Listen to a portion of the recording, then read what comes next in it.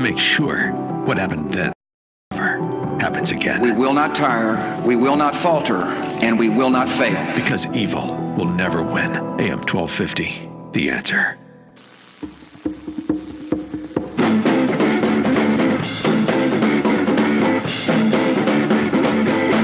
"18 years ago today." Yep, all day long you've been seeing and hearing people talk about what happened 18 years ago today, but here's my favorite.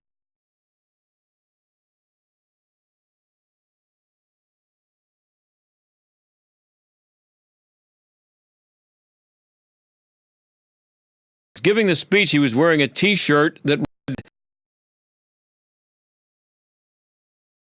and he had some things to say to Ilhan Omar. She's the congresswoman who is famous for saying that when she was talking about the founding of the organization.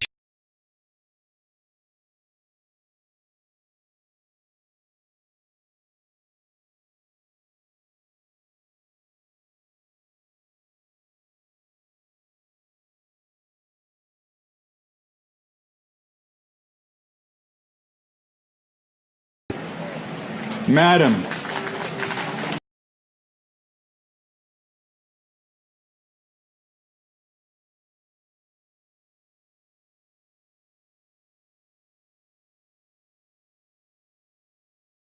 Members of Al-Qaeda killed over 3.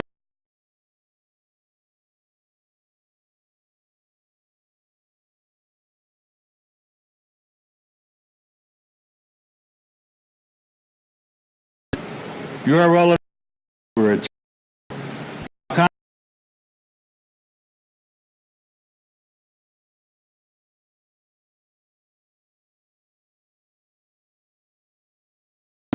Got that now?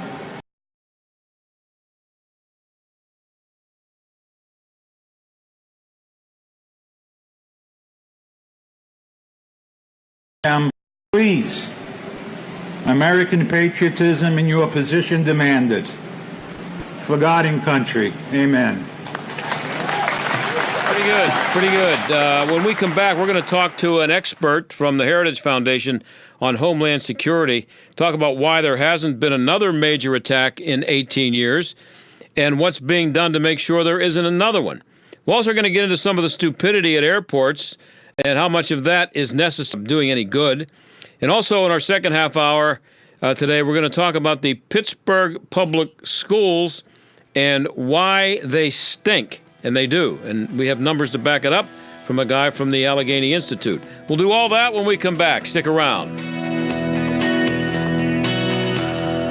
Getting close to retirement? Experienced a nice Trumponomics bump in your portfolio?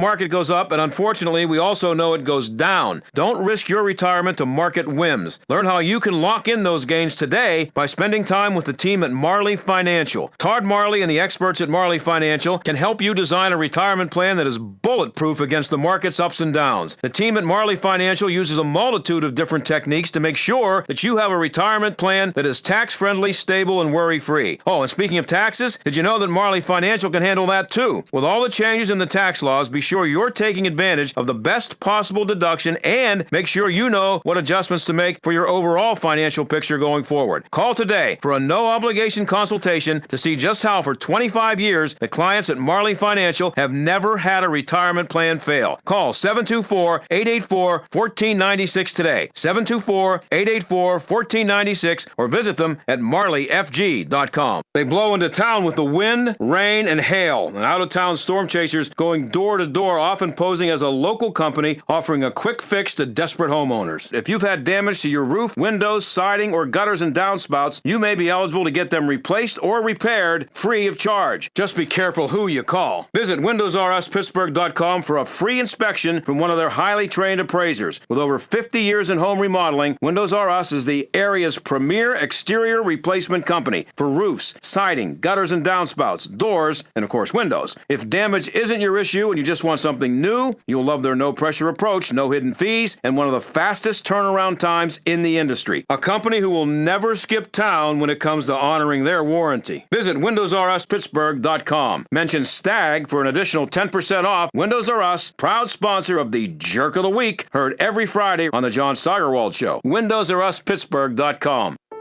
What is a warrior? At Portersville Christian School, a warrior is more than a team name.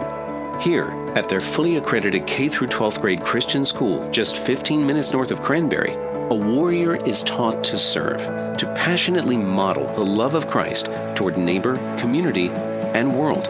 A warrior is challenged to learn as they develop a strong work ethic, achieve academic excellence, and cultivate a lifelong love of learning. And a warrior is trained to lead through Christian character and integrity so they can impact the world for Christ by their example wherever God calls them. So, are you a warrior? Discover Portersville Christian School, a fully accredited K through 12th grade Christian school just 15 minutes north of Cranberry, where warriors are made. At ourpcs.org. That's OURPCS.org. You started your business with nothing but a great big idea. They told you it couldn't be done, but that just made you work harder to prove them wrong.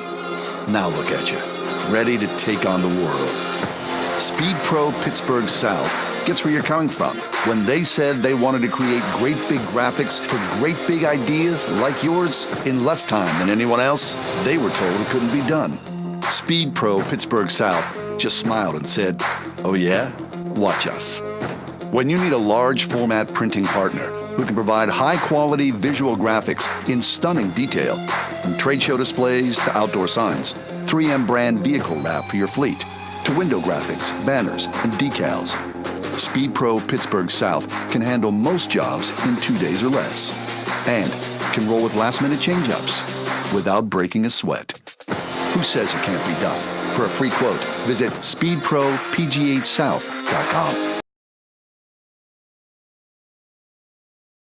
AM 1250 and FM 92.5. The Answer. Well, we haven't had a major attack on the homeland in exactly 18 years, and there have been plenty of smaller attacks and plenty of attacks that never materialized. But what's being done to make sure we don't have another 9/11? That's a question for David Inserra. He's policy analyst for Homeland Security and Cyber Policy at the Heritage Foundation, and he joins us now. David, thanks for being here. Thanks for having me. So I guess my first, and I know it's a completely unfair question for anybody, but how did 9/11 happen, and what's different now that makes it less likely that it can happen again? One on that scale. Yeah, that is a big question, and I think it's worth though remembering what was the world like back then that allowed that to happen. So we'll start there. The reality is back then we were in a mindset. America was in a mindset that said we won the Cold War. We can sort of take the peace dividend. We don't have to engage necessarily with these big threats in the world today. We were sort of coasting. We had that sort of mentality, and then specifically, our organizations are the way in which we stop terrorism. Our intelligence organizations were not talking to each other. They had different pieces of information about what bad guys. There might be these bad guys out there, and they might be trying to do something bad, but they weren't sharing that information with others, so no one had the complete perspective on what was going on. Since then, we've obviously learned those two lessons. We can't afford to just sit back and let other things happen out there in the world. What happens out there in the world does come to affect us at home with regards to terrorism. And we've also learned that we need to connect the dots. We need intelligence cooperation and organizations in the United States to be cooperating and sharing that information to find terrorists before they strike. And I can't think of her name right now. It just popped into my head, and I can't think of her name. But she was an official in the Clinton administration, and she would not allow the FBI and the CIA to communicate what they were working on, what they were finding, and she seemed to skate on that. But that seemed to be a big problem when they looked back on what happened on 9/11. Yeah, and I think it's worth mentioning. It's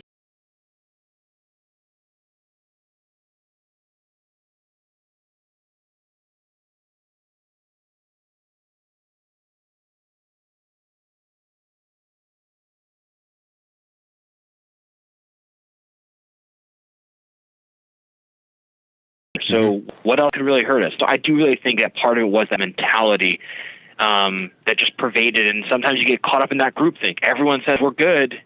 You say, okay, I guess we're okay. So far in 2019, the U.S. has 7 Islamist terror plots. What kind of attacks are we talking about there? Keep track of these things for the Heritage Foundation, and so we've seen a few different things. We've seen someone.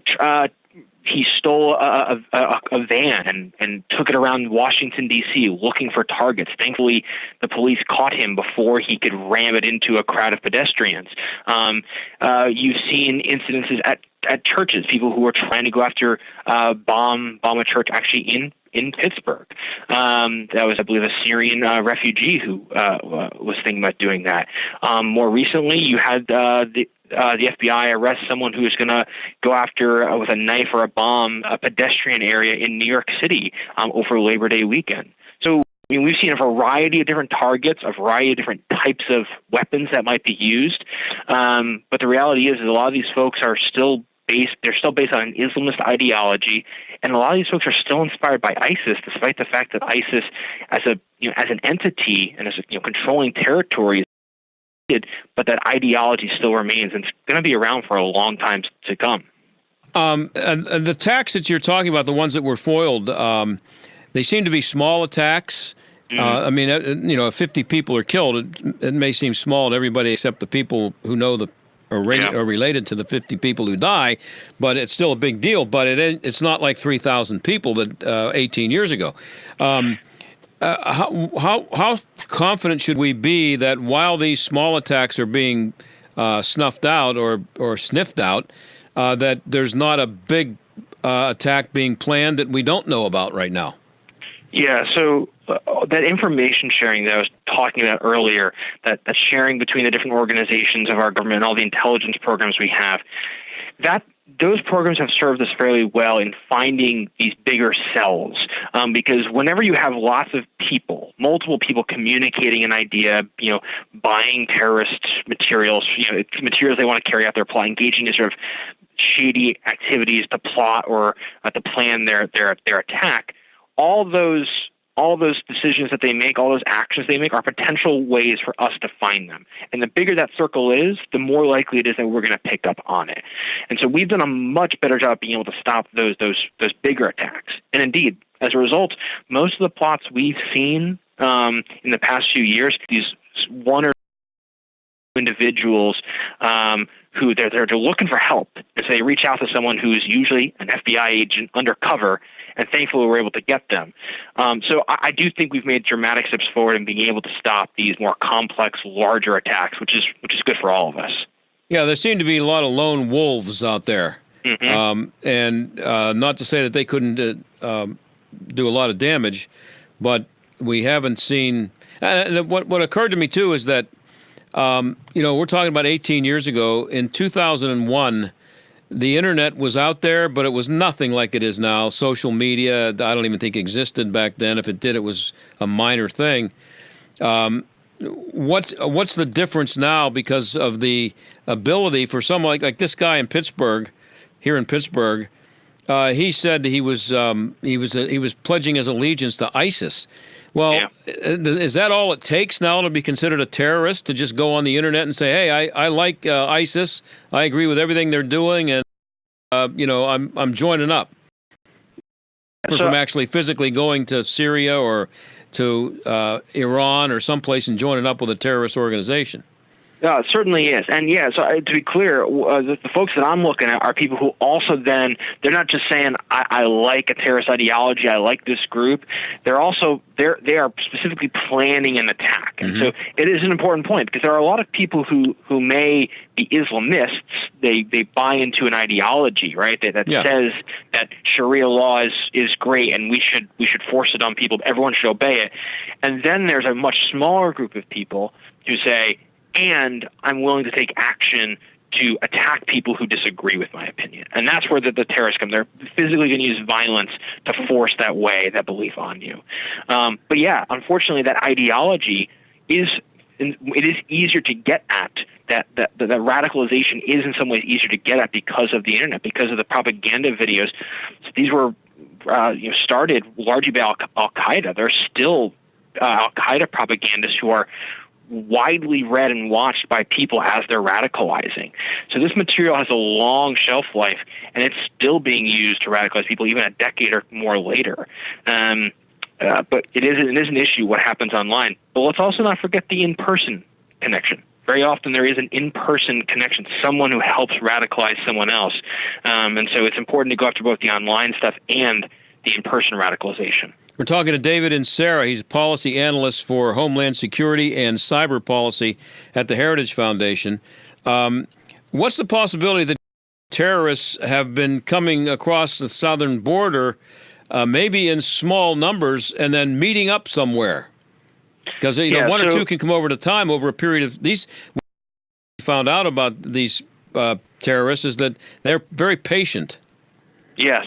Yeah, no, certainly. And so we have, in terms of looking through all the plots that we've seen so far, we only have, I think, one or two in which the southern border was involved. I think it was actually the Iranian government tried to reach out to someone in the United States to attack the Saudi ambassador, and then this individual thought that he was communicating with drug cartels. He was going to buy their help to hire an assassin. Mm-hmm.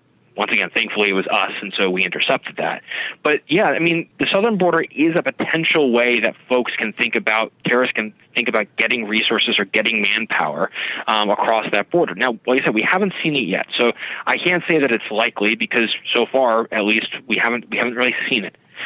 But that doesn't mean it's impossible. And so it is something which we should keep in mind when we are talking about our cooperation with Mexico.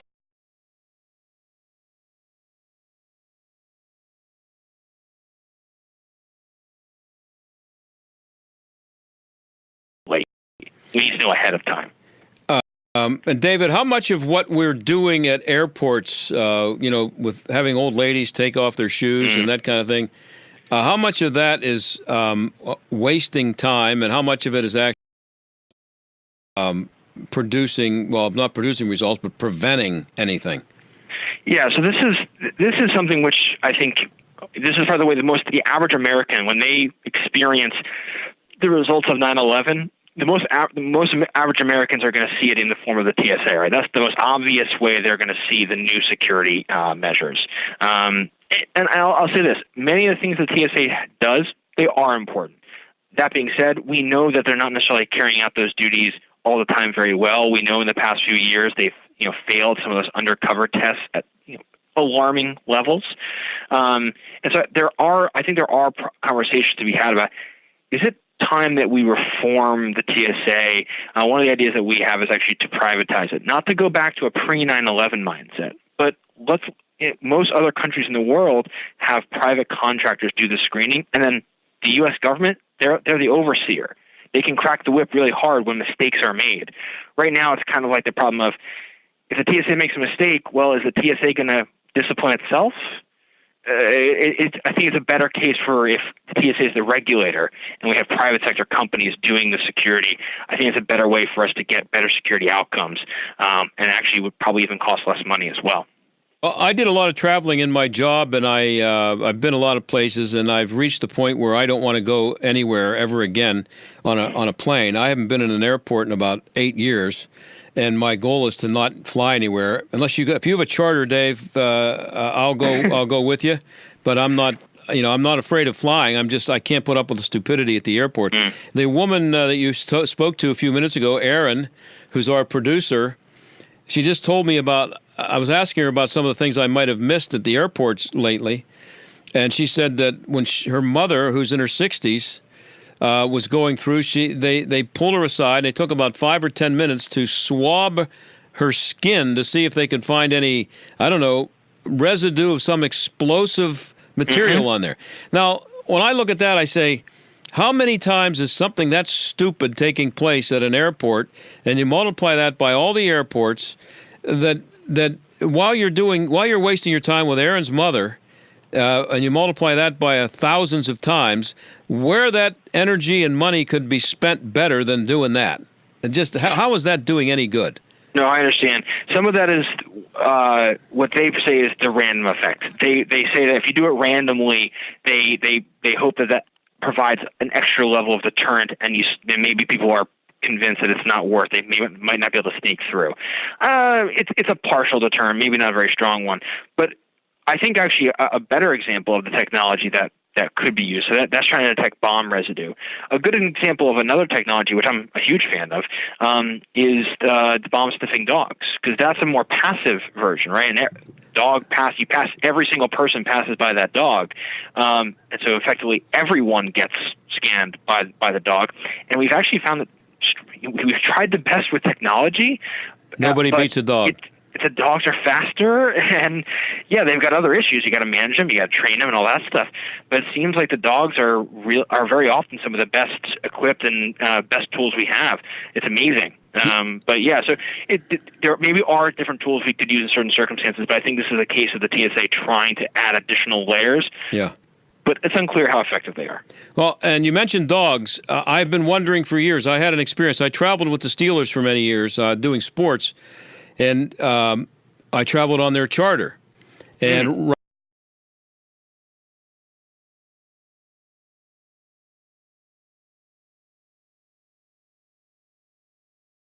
see if one of the players, just in case one of the players was, planning to blow up the stadium during the game. They brought out 2 yellow labs, and they went down the line and sniffed, and it took about a minute to do the entire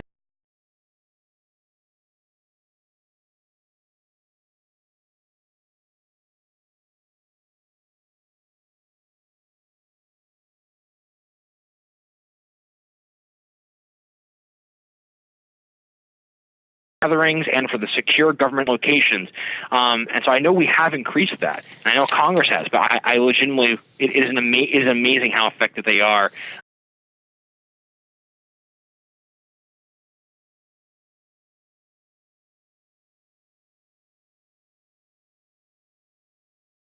Cyber policy at the Heritage Foundation. We'll be right back.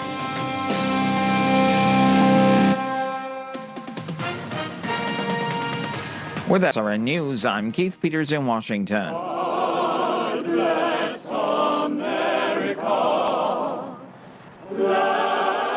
A choir singing at commemoration ceremonies at the Pentagon today on the 18th anniversary of the deadly September 11th terrorist attacks on the World Trade Center, the Pentagon, and Shanksville, Pennsylvania. President Mike Pence tells the families of the victims of Flight 93 he and many others were standing in front of the U.S. Capitol at the moment it's believed hijackers would have crashed into that building. I will always believe that I and many others in our nation's capital were able to go home that day and hug our families because of the courage and selflessness of your families, the heroes of Flight 93. Nearly 3,000 people were killed that day. On Wall Street, the Dow by 227 points, the Nasdaq rose 85. This is SRN News.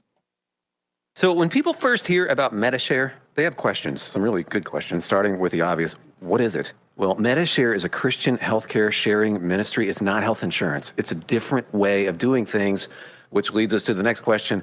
Why do people do this? Why do they become Medi-Share members? Here are 2 of the biggest reasons. Number 1, people feel good about it. They're not trapped enough to pay for things they don't believe in. They know their money is going to help people. And the second reason, people save a lot of money. Maybe you've heard us mention that typical family saves about $500 a month switching to Medi-Share. And one more big question, does it work? The answer is yes, 1,000 times yes, or 400,000 times, since that's how many Medi-Share members there are, and they've shared over $2 billion in medical expenses. So easy to find out right now how Medi-Share can work for you. Call 844-45-BIBLE. That's 844-45-BIBLE, 844-45-BIBLE. Today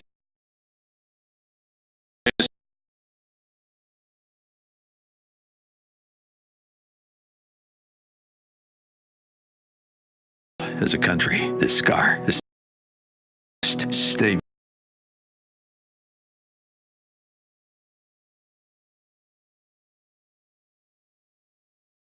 Now, effective financial management involves identifying opportunities. And with a 10-year bull market run, markets around all-time highs, and a highly contested election cycle right around the corner, we have an opportunity.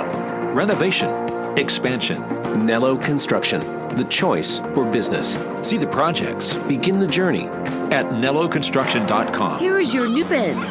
Here it is, closed. The new Pella Lifestyle Series is the #1 performing wood window and patio door for sound control, energy efficiency, and value. Keep the outside noise outside. More peace and better rest for your family. Exceptional noise control for a quieter home. Right now, get 50% off installation or 18 months, no payments, no interest. Call 888-77-PELLA.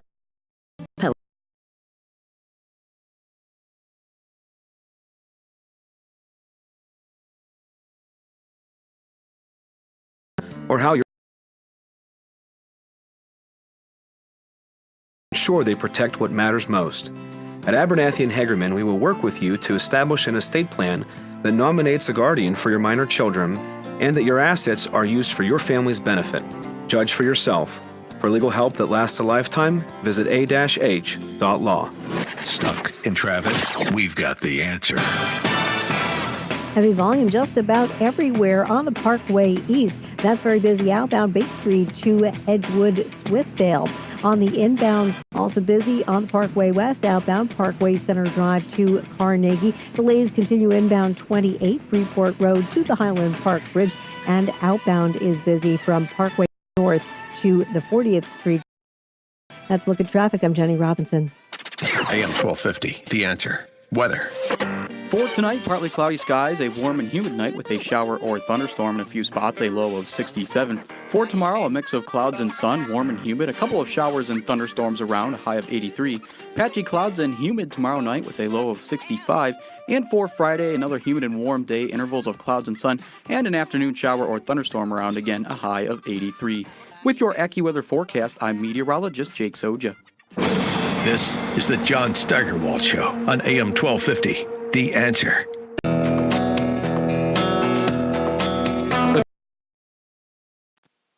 That's what led us to it. But the second thing was we wanted to see if there was any way of correlating attendance with academic performance in the various schools. So that was also part of the second run at it. And I don't think it would be surprising to anybody to find that there would be a correlation between not showing up for school and doing well in school. That's kind of a basic thing. Well, yes. I mean, we sort of went in with that notion now. Right. As I'll get to in just a minute. But I wanted to talk a little bit about attendance in general before I get into the details. Okay. Attendance is sort of an overall proxy, as far as I'm concerned, for the students and their parents' attitude toward school. If it's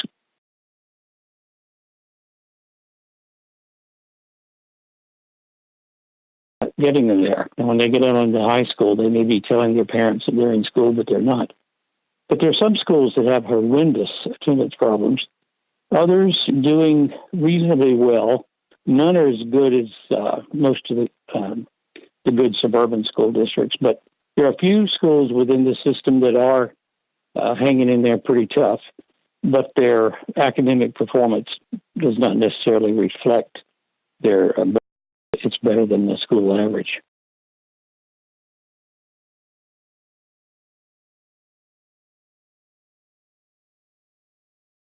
And in the grade group, but the middle schools, there wasn't much correlation because they were all so bad academically. Yeah. And so I couldn't, some schools had better attendance than others, but none of them had good results on either the English or the math score, PSSA scores. Yeah, you have a lot of numbers in there. I know that you were like me. It's been a long time since I was in school, but to miss 18 days of school, and you can tell me what the significance of that number is. To miss 18 days of school, we're talking about almost 4 weeks of school that you've missed. That even for a pretty good student, that should be a lot of work to make up. And how is anybody expected to do well, especially if you're already showing that you're kind of challenged anyway as far as getting good grades and doing what you're supposed to do in school? 18 days that you missed. Just give me what that number popped out of the report. Well, the Department of Education, in its wisdom, is going away from the old attendance rate measure, which basically measured the number of days cumulatively missed by all students and divided that by the number of available days to all students. This new measure is called the regular attendance, and it counts everybody who's at school 90% of the year, or 90% of the days. Well, that means 10% of the days they can be missing and still call regular attendees, and 10% of the 180 is 18 days, as you point out. That's a lot of days to miss during a school year and stay up with your homework, stay up with the tests, having to take makeup tests. And the problem with being out a lot is you're there, you're probably not as interested in what's going on. You're disruptive. You're not paying attention. And so it compounds the more days you miss. And there are schools like, I'll point out Westinghouse, where only 37% of kids show up 90% of the time, which means 63% are missing more than 18 days. Well, are you surprised that only 5% of students at that school are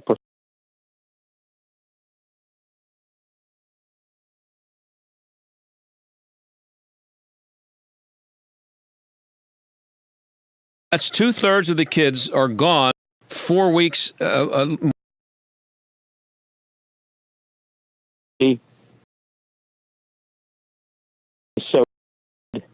that there's no way to enforce truancy laws. You'd have to have too many people locked up because too many kids are missing on a given day. In the Lions, for example, the average student in that school misses 35 days a year. Where's that?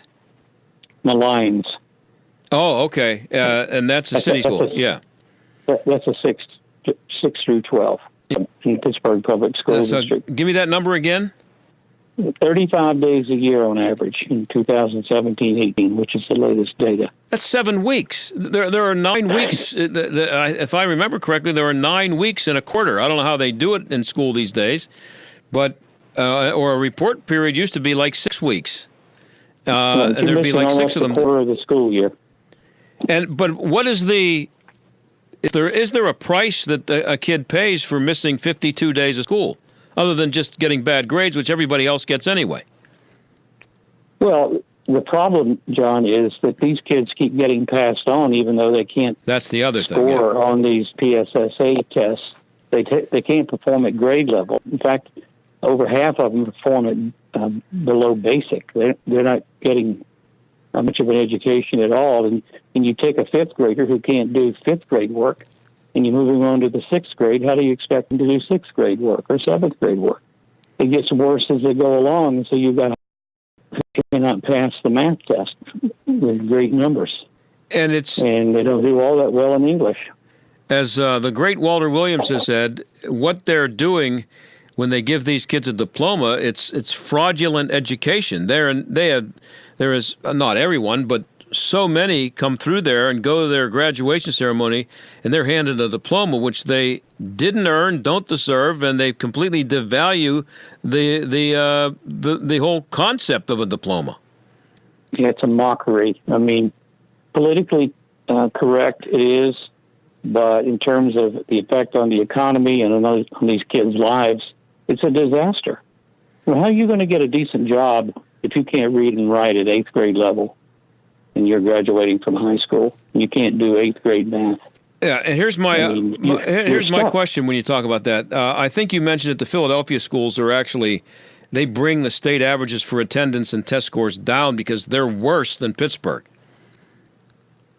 Right? A lot of them, well, they're on a par.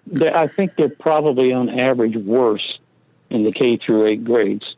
Their average proficiency is only 18% in math. I think K through 8 in Pittsburgh would be around 20 or 22. But there are 166 of those schools in Philadelphia. It's a huge school district. Mm-hmm. And when you weigh that in with the state average, it's got to be pulling it down considerably. Well, I don't know what my proficiency in math was, but I wouldn't want it to be made public because it was probably right around like 27%. But what I don't understand, I mean, some people are good in math, some people are good in English, and I was better in reading and writing than I was in arithmetic. But my question is, how does a teacher get through a year, and at the end of what's the evaluation for a teacher whose students, only 5% of whom proficient in whatever they happen to be teaching? You could bring the janitor in to teach, and he's going to get 5%. He's going to get, somebody's going to be 5%.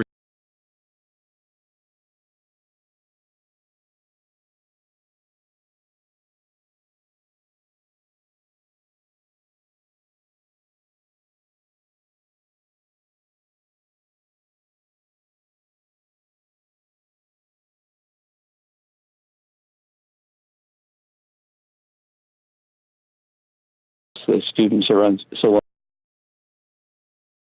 in Pittsburgh? It's around 25,000.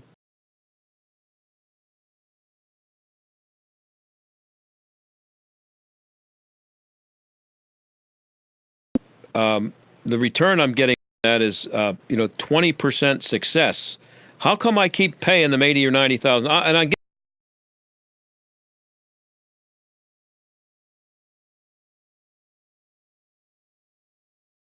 that's where it goes? Down their foot and say, you know what? This Pittsburgh School District is a creature of the state of Pennsylvania. Mm-hmm. We're providing $10,000 a year per pupil or more for this school district. And this is what we're getting? It can't do that. But it keeps going because nobody's willing to grasp the nettle, as they used to say. Nobody's willing to take the bull by the horns and say this is unacceptable. We've had Republican and we've had plenty of Republican governors and a Republican legislature over the years. They don't do anything about it either, so you can't just blame the Democrats then. Oh, no. There's no willingness. Education in Pennsylvania is like the third rail of Social Security at the national level. Nobody wants to go there because the teachers and the education establishment are just too strong politically. And nobody take them on. So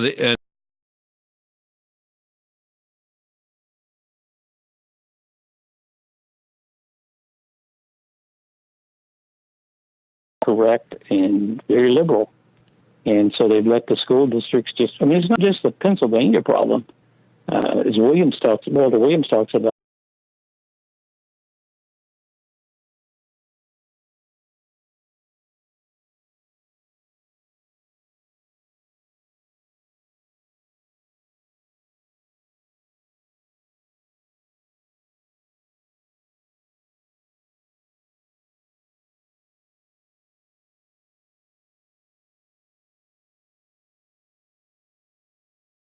attract people to come to live. If you have kids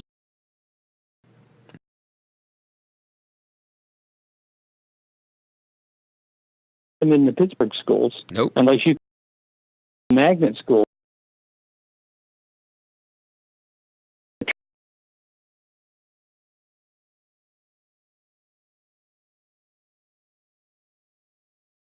but spending the kind of money that the Pittsburgh schools spends.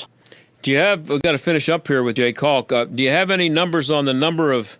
To the point that in Philadelphia and Pittsburgh and some other school districts, money being spent. And it's a disgrace for what it's doing to the kids, because if you can't read and write when you graduate at a decent level, what are you going to do with your life? Yep. You're not going to become an engineer or a high-paid executive somewhere. No. Hey, Jake, I'm out of time. Where can people find your study? It's at the Allegheny Institute, .org, the website. Okay. And all our work is posted there, and those two pieces were done in late August, so they're fairly new. Jake, thanks a lot. I'm sure we'll have you on again. This is one of my favorite subjects. It drives me nuts, but it's crazy. Thanks a lot. Happy to do it. Take care. Bye-bye. All right, that's Jake Haulk, and we'll be right back. They blow into town with the wind, rain, and hail, and out-of-town storm chasers going door to door, often posing as a local company offering a quick fix to desperate homeowners. If you've had damage to your roof, windows, siding, or gutters and downspouts, you may be eligible to get them repaired free of charge. Just be careful who you call. Visit Inserra for a free inspection from one of their highly trained appraisers. With over 50 years in home remodeling, Windows R Us is the area's premier exterior replacement company for roofs, siding, gutters and downspouts, doors, and of course windows. If damage isn't your issue and you just want something new, you'll love their no-pressure approach, no hidden fees, and one of the fastest turnaround times in the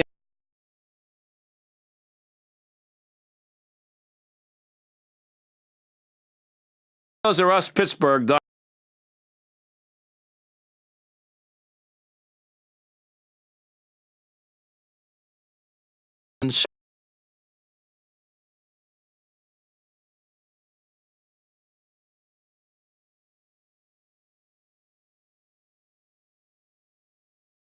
DennisSpira.com. Obamacare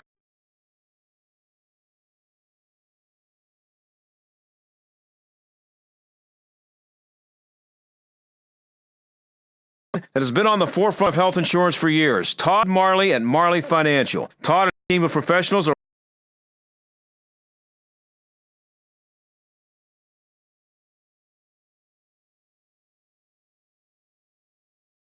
prudently. Don't need maternity? Financial. Have pre-existing? Call Marley Financial. Want just catastrophic or just accident? You know the answer.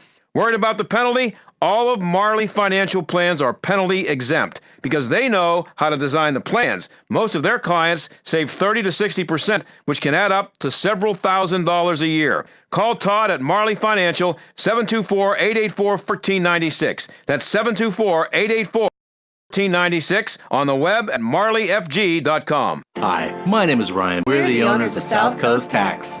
We started our company 10 years ago in an effort to help our fellow Christians experiencing tax issues resolve their matters by taking a simple 3-step approach. South Coast Tax are Christian-based tax accountants and attorneys that specialize in releasing bank levies, wage garnishments, and filing complex tax returns. We are the leaders in acceptance of offers and compromise with awesome results. We're also a small firm who will treat you like family, not just a number.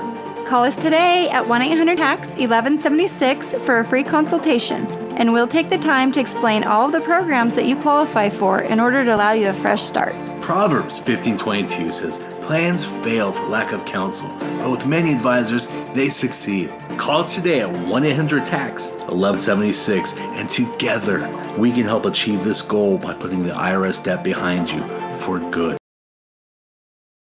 Again, that number is 1-800-TAX.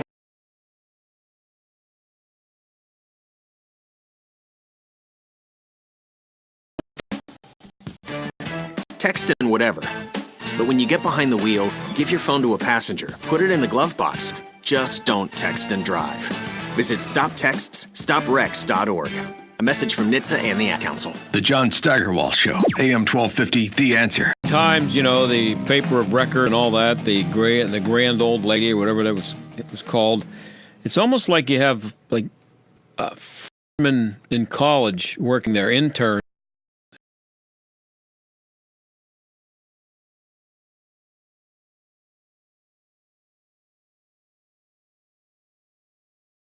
Today, 18 years.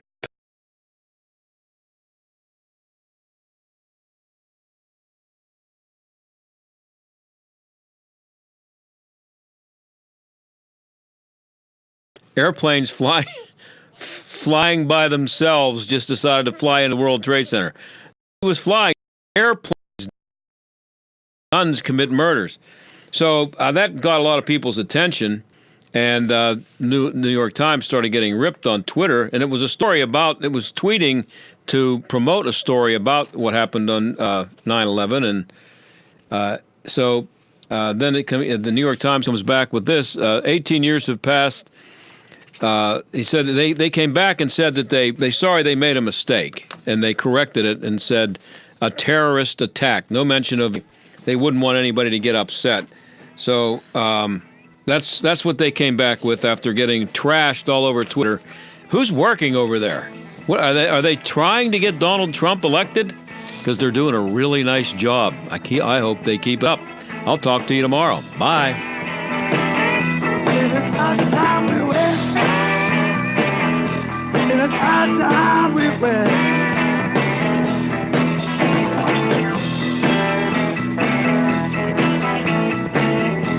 The John Steigerwald Show is a production of The Answer and Salem Media Group.